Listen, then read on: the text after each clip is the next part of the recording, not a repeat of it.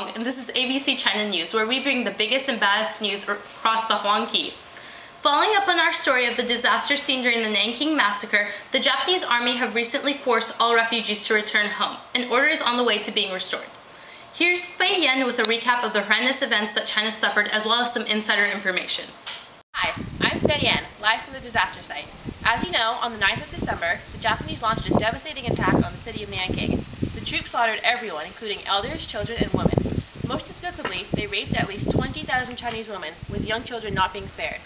The death tolls are estimated at around 300,000. Japanese motivation for this attack is still being debated and information gathered.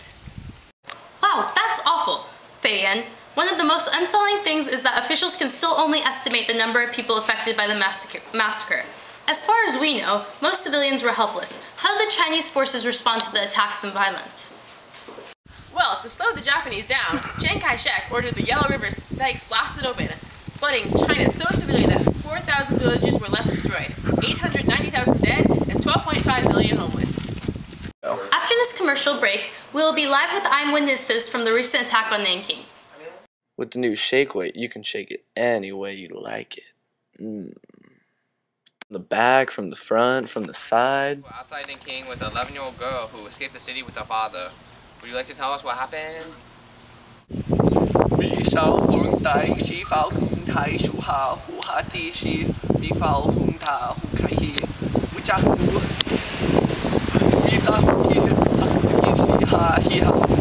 Oh, that's terrible, sweetie, but I promise things will get better. Now tell me what else you see.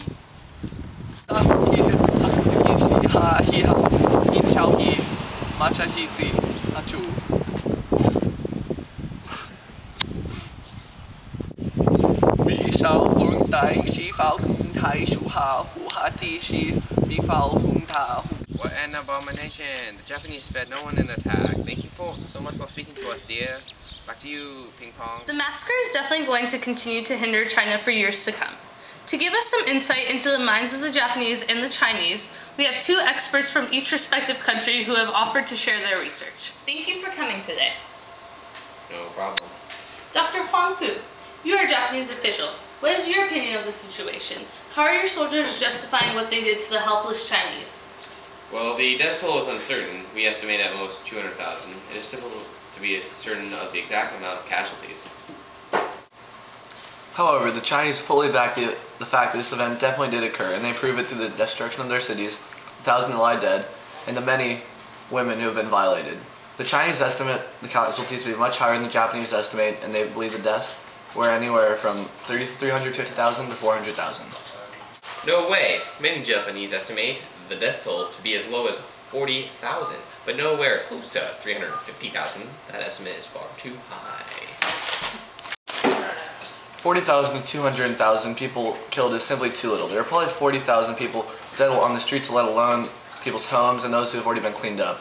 The Nanking massacre continued over 6 long weeks, and the statistics and deaths support the estimates of about 350,000 deaths. Okay, well, I must get back to my studies, Ping Pong. That is all I have for today.